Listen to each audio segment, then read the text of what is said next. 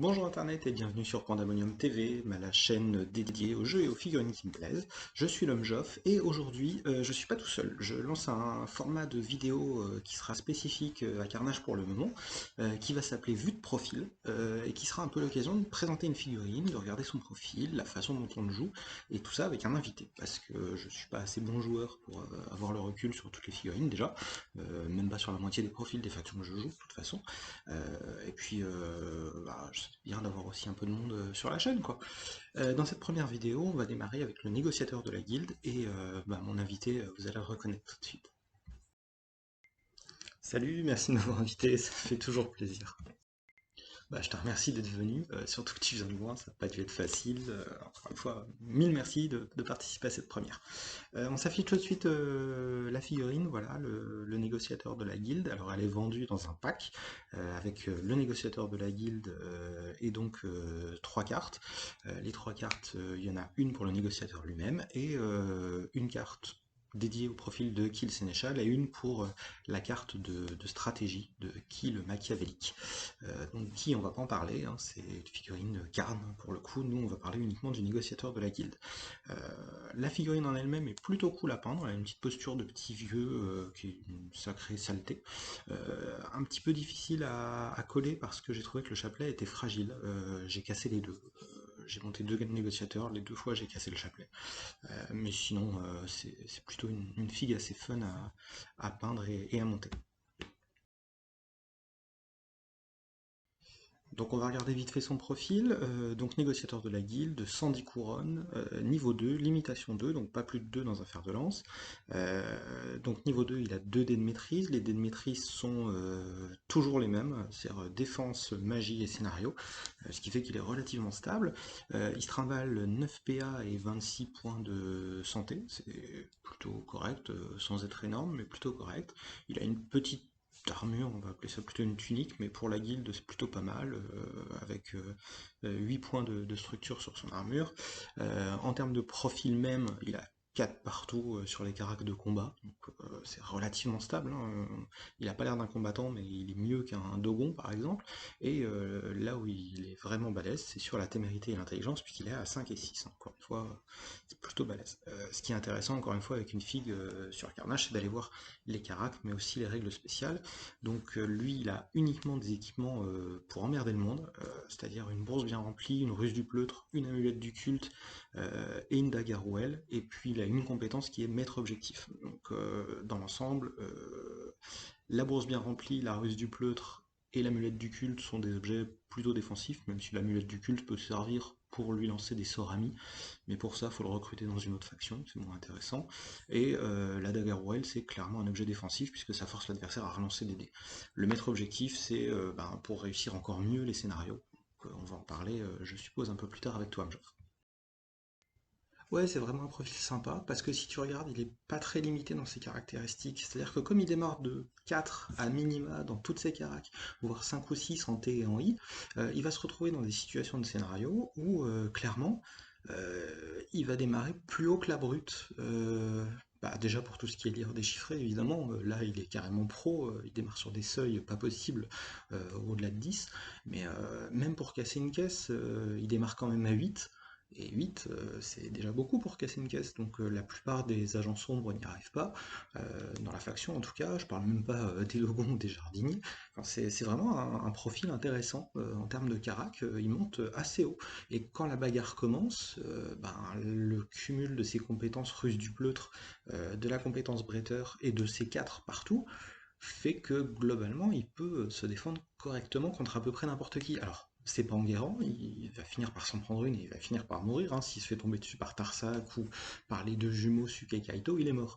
Mais en échange, s'il est face à un guerrier niveau 2, ou encore mieux face à un guerrier niveau 1, il va pas le tuer, mais il va pouvoir le pousser ou se barrer du corps à corps sans trop de difficulté, juste en claquant 3 PA.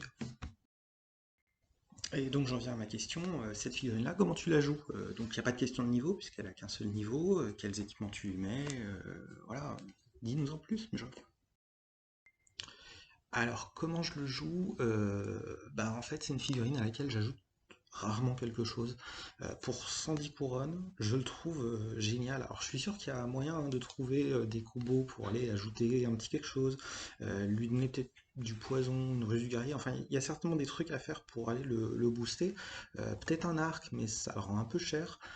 En fait, pour 110 couronnes, ben, je le trouve vachement intéressant. Il sait à peu près tout faire. Il peut déjà faire beaucoup de boulot tout seul. Donc la vraie question, c'est plutôt dans quel genre de liste je le joue. Parce que c'est vrai que c'est la première fille que j'ai envie de recruter quand je joue une liste Guilde Noire. Fondamentalement, je me dis, tiens, je joue Guilde Noire. C'est la première fille que je mets en haut de ma liste. Après, je réfléchis à ce que j'ai envie de faire de ma liste, et puis des fois, il finit par sauter. Mais c'est assez rare finalement, et il m'est même arrivé de tenter une liste où ils sont deux. Ça marche pas. En tout cas, pas en 500 couronnes. Peut-être en mode bataille ça marche, mais en 500 couronnes ça passe pas. Ça sert à rien. En fait, ils se battent pour faire le même boulot, donc ça n'a aucune utilité. Par contre, tout seul, ouais, il est hyper intéressant. Alors, il y a peut-être des équipements du genre une rondache qui peuvent valoir le coup parce que c'est une petite protection pour pas cher, ou améliorer son armure avec un grand bison ou quelque chose comme ça, mais bon, globalement, il s'en tire plutôt pas mal comme ça, et puis ça leur rend peut-être un peu cher de lui rajouter des équipements. En termes de jeu, bah, c'est assez simple, hein, c'est la figurine qui est là pour jouer le scénario, donc il n'y a pas à réfléchir beaucoup, c'est l'avantage de ce profil et de la brute, hein. Tu les joues, bah, c'est qu'ils ont un rôle, il faut qu'ils s'y tiennent. Donc ce rôle il est simple à jouer, il faut qu'il joue le scénario, mais pour ça il faut que quelqu'un d'autre fasse la place avant, pour virer les figurines ennemies, puis ensuite lui il peut jouer le scénario. Alors dans un scénario comme celui avec les puits par exemple, son avantage est pas très poussé, parce que sur les puits, n'importe quelle figurine qui a des PA peut prendre de l'eau, ramener de l'eau, etc. Puis il va pas beaucoup plus vite qu'un autre, il a que 4 en V. Par contre sur des scénarios, il faut ouvrir des caisses, vérifier ce qu'il y a dedans, crocheter, lire, déchiffrer, creuser, etc.